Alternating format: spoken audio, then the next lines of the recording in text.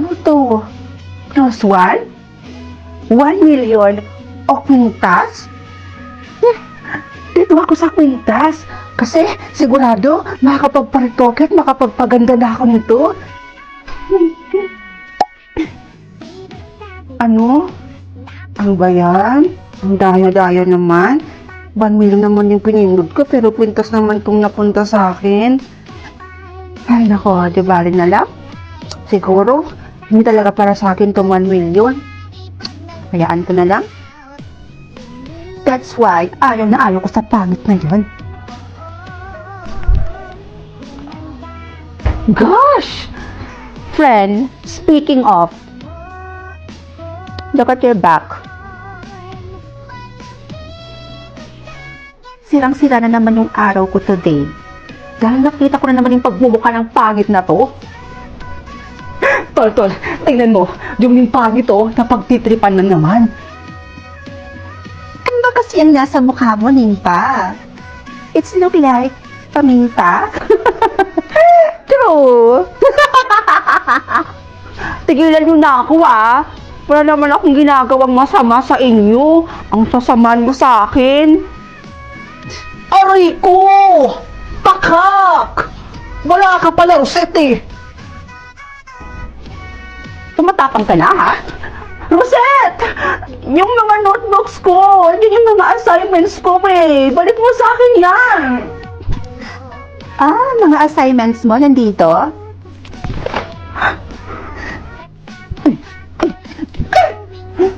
Sama-sama mo talaga! Aba, natututo ka na yatang sumasagot-sagot, Nimpa. Hindi mo yata kilala kung sino kinakalaban mo. Aray ko! Isa ka ba? Patricia, hawakan mo nga yung babaeng yan. Hawakan mo. Sure.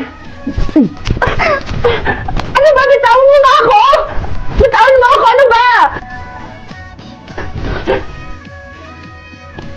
Rosette, anong gagawin mo? Go, girl! Sampalin mo na tong pangit na to. Ah!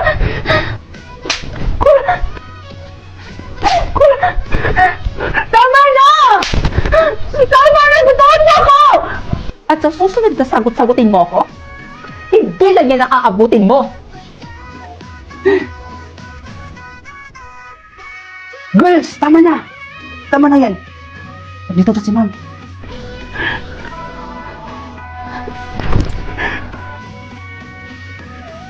Nimpa, ano nangyari sa'yo? Bakit ganyan yung itsura mo, ha?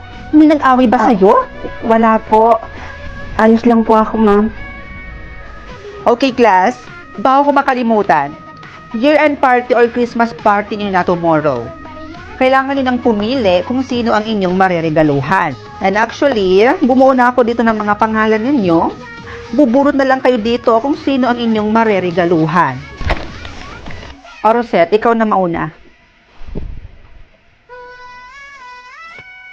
Perfect. Huwag si Nimpa, please. Yes! Huwag si Nimpa, please.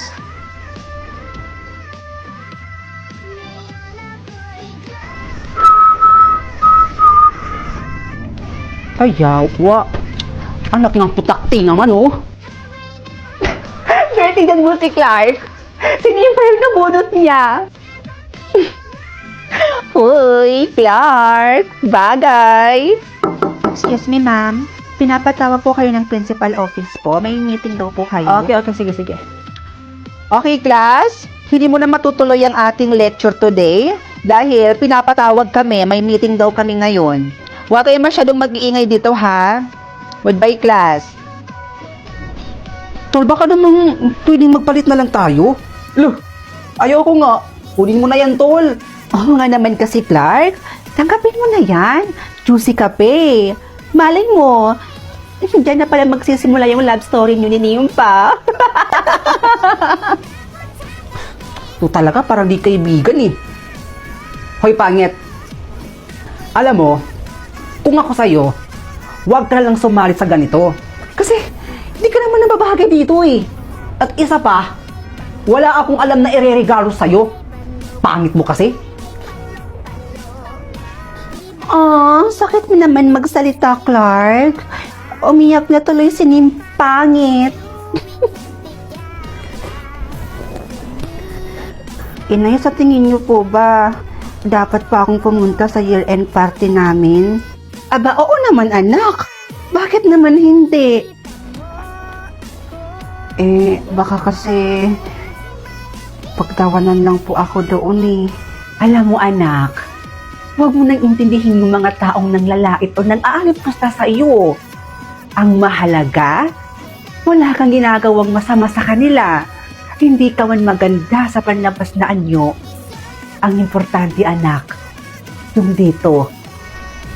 Aanhin natin yung kagandahan mo sa panlabas na anyo. Kung hindi naman mabuti ang iyong kalooban anak. Kaya wala kang dapat ikabahala anak. Dahil wala ka namang tinatapakang ibang tao. Naiintindihan mo ba ako? Opo, inay. Masusuot ko na rin itong kwintas na napili ko kahapon. Excited na ako. Isuot ko na nga to. Ayan, ang ganda. Naku, bagay na bagay itong kwintas na to sa suot ko. Napakaganda. Pero bakit kaya ganon? Kakaiba yung nararamdaman ko sa kwintas na to. Na para bang may kakaiba sa kwintas na to. Di bali na nga lang. Inay? Inay? Bagay po ba sa akin yung suot ko? Diyos ko, ma'am? Sino po kayo? At bakit po kayo nakapasok dito? Inay ako to. Ako po ito si Nimpa. Sige ako na. Hi Faith. Welcome home. Love, salamat sa pagpapatuloy sa kapatid ko, No worries, ano ka ba? Hanggat wala pa siyang trabaho dito sa Maynila, sagot ko muna siya. Salamat ate and kuya. At sa wakas makakapag-propose na ako sa kuya mo. Ikaw? Magpo-propose ka kay kuya? Oo. Wala namang masama kung babae yung magpo-propose, di ba? Kakaisang taon nyo pa lang Matutulungan mo ba ako mamaya? Isa-surprise natin yung kuya mo. Ate, sigurado talaga ako na dito ko lang talaga yun nilagay. Sayang naman kung mawawala yung singsing na yun. Isang buong sahod ko rin kasi yung halaga nun Sige, hayaan mo na. Siguro sign na yun na hindi na muna ako magpo-propose.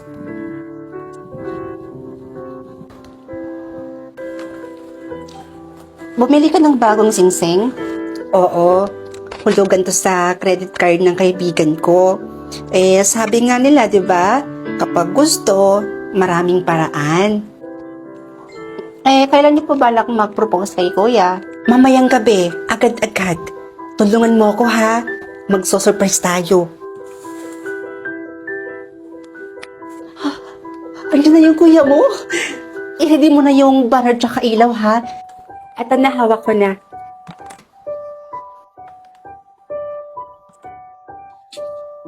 Kaya na. In 1, 2, 3, go. Will you marry me? Faith? Love, tumawag ka ng ambulansya, bilisan mo. Dalhin natin siya sa ospital. Faith, gumising ka. Ayan na yata siya. Will you marry me? Ate, pasensya na pero wala si kuya Nagpabili kasi ako sa kanya ng cellphone. Kailangan ko kasi ng bagong cellphone ngayon para sa ina-applyan kong trabaho. Sorry. Hindi, okay lang. Okay lang. Siya, sige ate, maliliko muna ako. Sige.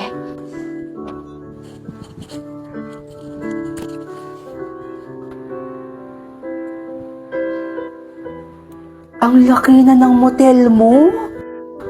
Asensado talaga tong best friend ko na to. Mahirap din magpalakad ng motel, ha? Siya nga pala, bakit ka napadalaw dito? May problema kasi ako. Pakiramdam ko kasi tumututol yung kapatid ng jowa ko na mag-propose ako sa kuya niya. Walang karapatan niyang kapatid niya para tumutol sa inyong dalawa ni Jerome. Gusto mo ba tulungan kita? Wala naman akong gagawin mamaya. Takot lang yun sa akin. Tamo, sasampalin ko yun. Hay nako, siguraduhin mo lang. Oh, bes, andyan na pala yung boyfriend ko. At kasama niya pa yung kapatid niya. Love, will you marry me?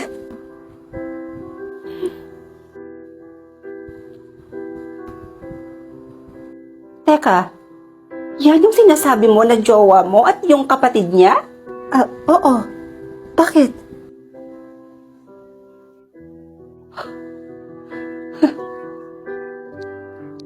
Kaya pala tumututol. Bes, anong ibig mong sabihin?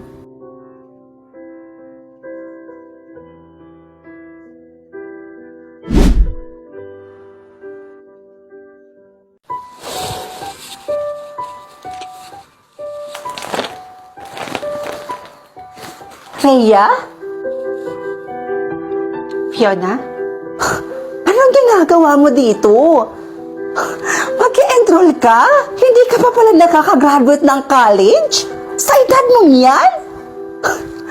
Tsaka, bakit ganyan yung suot mo? Alam mo bang pribadong eskwelahan nito? Nakakahiya ka?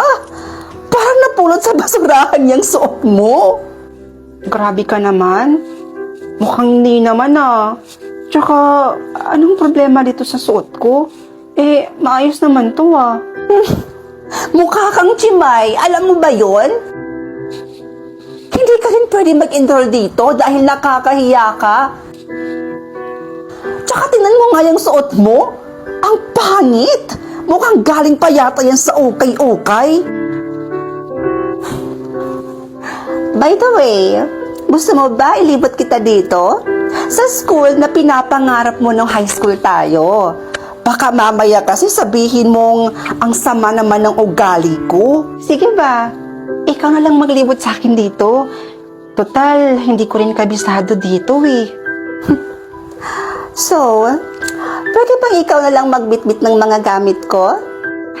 Oo naman, okay lang sa akin. Sige, akin na. Ako na lang magdadala nitong gamit mo. Alam mo, ganyan na ganyan yung mga ugali ng mga estudyanteng bobo na ang hilig magsip-sip sa mga teacher. Right? Mukhang bagay naman sa'yo.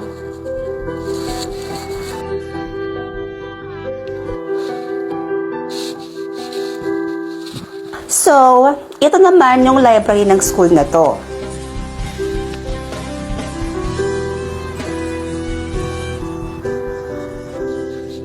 Saan ko pwedeng ilagay itong tsinelas ko? Naka-tsinelas ka lang? Wala ka bang sapatos? Ang dugyot mo naman!